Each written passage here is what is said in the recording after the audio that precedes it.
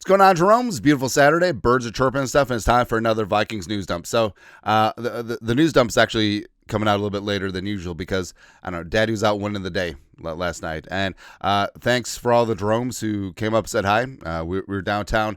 The whole steady show, First Ave, all that good stuff. And, yeah, it was awesome to get out. And cool to see some of the Jeromes. And thanks for saying hi, dapping it up, showing some love. It's fantastic, man. Also fantastic is putting in that work.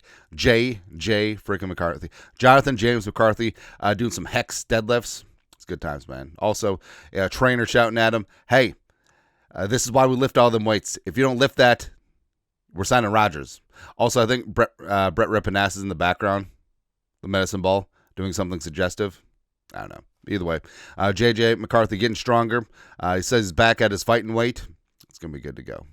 Love it, man. Also, Ryan Kelly, new center for the Vikings, also showing off the Jonathan Gernard shirts. More is required, and that's what JG said after the Rams game. Turn it into a meme, turn it into a mantra, turn it into a motto, turn it into a T-shirt.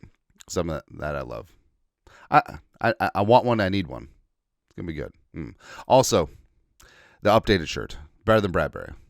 We'll take that. That should be good, too. So, yeah, the Vikings voluntary workout portion of the schedule. I think they're still in phase 1, heading to phase 2. Really doesn't matter. But love to see this, too. All right, so a lot of veterans are at TCO. Also, it's great when they spend time together. So, obviously, a lot of people try to make analogies between a professional sports team and, like, your regular workplace, even though sometimes it's analogous, sometimes it's obviously not. Right. But in terms of getting along with people that you work with, like, do you have to be best friends to be successful? No.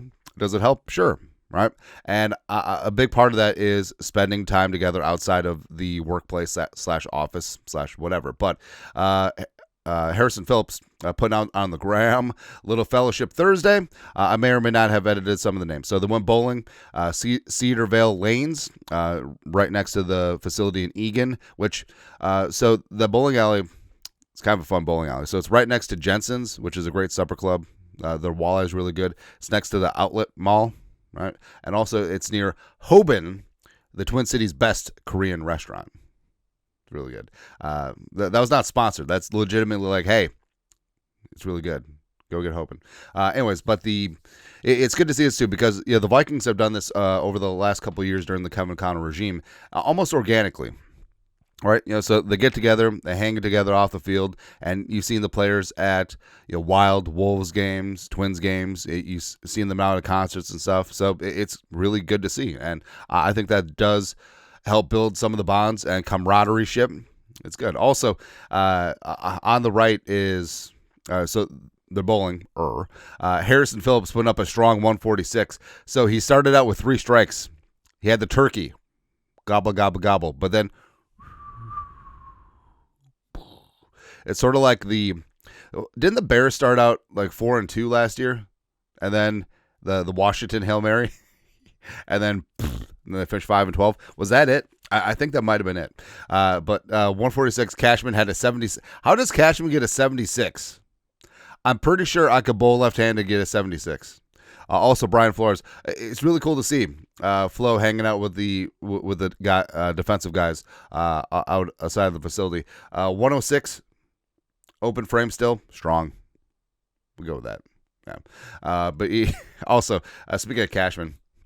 Besides being a bad bowler, at least he's a very supportive teammate. So rocking the Blake Cashman rocking the Andrew Van Ginkel shirt. AVG just got paid and extended. Something's awesome to see. Love all that. Right. So again, supportive team that hangs together. We're gonna be good to go. Also, so a lot of people have thrown out nicknames for the new Vikings offensive line. Darisaw, Donovan Jackson. He's for real. Ryan Kelly, Will Fries, Spuds McKenzie, as well as Brian O'Neill, a.k.a. Buzz Lightyear. Right? But the St. Paul Wall, or the Wall of St. Paul, has been tossed out there a lot. The Minnesota Moving Company is an OG. Paul Allen one. The Minnesota Movement Company is what we came up with when the Vikings went outside zone. And I don't know, like, I feel like there's a really good nickname out there. We just haven't come across it yet. But so Thor Nystrom pick this up. So some put on Reddit the St. Paul wall, and then one of the comments, as Thor said, somebody responded to this and said it should be Maul of America. That's the name. That guy wins. That's pretty strong. Maul of America. Come on, baby. I like it. So officially, give credit to the random guy on Reddit, but Maul of America, I think we're in. All right. Let us know in the comments if you're in or suggest a different nickname. That one's pretty damn good. That one's really damn good. Also good is, hey, Vikings rookies, draft picks, UDFAs, select young players, as well as a bunch of UDFA tryouts will be at rookie minicamp coming up next weekend. So the NFL put out the schedules for teams doing up minicamps. This weekend, in the midst of things right now, is the Packers, allegedly, Eagles, allegedly, Cowboys, as well as Seahawks, probably. As well as the Ravens and the Chiefs will be getting it on today. So 6 teams already starting. So it feels like football is back, right? Because you have rookie minicamp, and then you have OTAs, and then you have mandatory minicamp, and then you got like a 6-week break, and then training camp. And that's basically summer. You got the Bengals starting the 9th. The Bengals would have a one-day rookie minicamp because they're so cheap. And then a bunch of other teams. Vikings starting out from May 9th through 11th. So next weekend, it's going to be good. And I do enjoy rookie minicamp because it's your first look at the draft picks and pads, the priority UDFAs and pads, plus the UDFA tryouts, whether it's Randy Moss's kid Montego, baby, why don't we go, as well as some other dudes. And the Vikings have had success with those UDFA tryouts. And we've talked about this ad nauseum where, John Randall, famous UDFA, Hall of Fame, HOF, Ivan Pace Jr. as well. But those guys were signed right away. Right? Especially Pace was, I think, $235K guaranteed. So they were in. But for Marcus Sherrills, CJ Ham, and Adam Thielen, they weren't like high priority UDFAs. They were tryouts, right? And they're only tryouts here because they're from here. Local dudes. So, but they obviously went on, impressed, made the 90-man. Then eventually, the rest is history, right? So, don't sleep on these tryout guys. Just because they didn't come in with a huge signing bonus right away doesn't mean that they can't impress. And I feel like there is a high rate of, if a UDFA tryout makes the 90, that there's a good chance that they'll make the practice squad or even the 53 because they've already impressed the coaches and decision makers once, and that does carry over, right? So keep an eye out for everyone this week. Like it would be so cool if Montego Moss does his damn thing. Come on, man, the pride of Maine. Let's go Bears, Black Bears, the Maine Black Bears. Pretty sure that's it. Yeah, but the Vikings getting football so back. I love it, man. So speaking of rookie minicamp, so a lot was made about the Vikings and their 30 visits. More, I don't like that they call them top 30 visits because that implies that, these are the top draft picks. Now, 30 visits, right? And the Vikings, so from various reports, I think we got 26 names. I'm sure that there's others, but it doesn't really matter. But the Vikings, in terms of who they drafted and signed, had a pretty high hit rate with who they brought in for visits. So they drafted Tyrion Ingram-Dawkins, day 3. And then they also signed 6 UDFAs of their 30 visits. The tight ends Ben Urasek, as well as Bryson Nesbitt, Zamiah Vaughn, Alex Williams, Silas Bolden, and Max Brosmer. So I think that's pretty impressive. And also it shows that Kwesi has been using the 30 visits pretty strategically because the 6 guys who went undrafted, it could be a spot too where some of the groundwork of those negotiations were laid out. It's like, hey, here's the facilities, here's the coaching staff, here's what we can do for you. Everything's good and copacetic.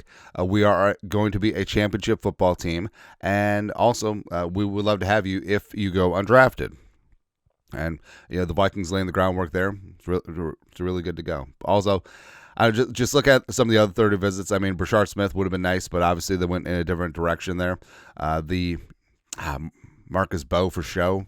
Ariante Ursary, just monster. Derek Hammond going to the Steelers. Siobhan Ravel fallen. I think he went to the Cowboys.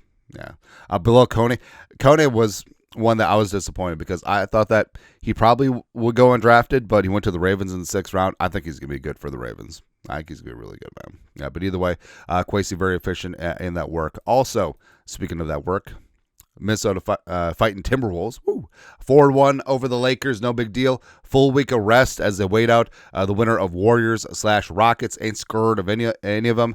And Justin Jefferson doing some F1 work. Caught up with Bleacher Report, Vikes fan page. Justin Jefferson has the Timberwolves winning the NBA Finals. I feel like Anthony Edwards, has that attitude and mentality to go get it. He knows what he needs to do. He got it. Of course, Jefferson, Edwards, they go way back like chiropractic, and two bona fide superstars want to bring championships here to the great state of Minnesota. It's awesome, man. It's really, really fantastic. Also, Jefferson was asked if they've been in touch, but he's like, no, Edwards is focused. He's locked in. 0 dark 30. It's going to be good to go. Also, I love that game respects game, right? And if and when the Wolves win the championship, obviously they'll catch up. So not only are they competitive in their respective sports, if Edwards wins a title, that Jefferson's like, I got to win a Super Bowl. I can't have my guy one up on me. It's going to be good, right? Now, these two are going to change the face of Minnesota sports. It's going to be great. Lastly, so a couple people pointed this out too. So yesterday went through the new number assignments, and 31, Kyrie Jackson's number, late great Kyrie Jackson, put back in circulation. Now, two minds of this, right? So the Vikings took the number out of circulation last year, out of respect.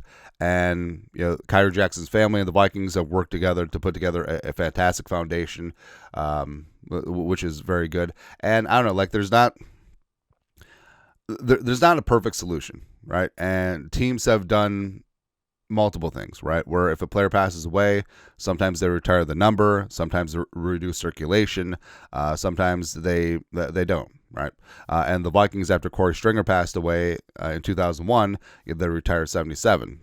And with Kyrie, I don't know, like they could have retired 31. They could have reduced rotation. They took it out last year, but I don't know. I don't think that there's a perfect solution. I think that what they should do, though, is have it be an honorary number in terms of, hey, we have a really good defensive back. You're running 31, right? And just sort of treat it like that. But we'll see. Miles Price, wide receiver. I mean, he didn't ask for it, so I don't know. Like I said, there's not a perfect solution, but just know that the team loves and respects Kyrie Jackson and his family, and this is absolutely no disrespect at all, right? Because 90-man roster, you got to use up some of those numbers, but either way, it definitely. It didn't cross my mind when we were reading off the numbers yesterday, but now, seeing 31 back out there on the field, it's gonna be different. It's gonna be an experience, man. Just like, God, just saying about like the short period of time, like rookie minicamp, and how quickly Kyrie Jackson bonded with his teammates. The way that Diamond Dallas Turner handled things, last year. Obviously, they were teammates at Alabama, but yeah, just like all of this, as well as rookie minicamp coming up, it just reminds you like the light that Kyrie brought to a room. Yeah, man. Yeah. Anyways, that's it. Your thoughts are thoughts. Saturday, Vikings news dump. You guys are the best. To do. Skull, production value.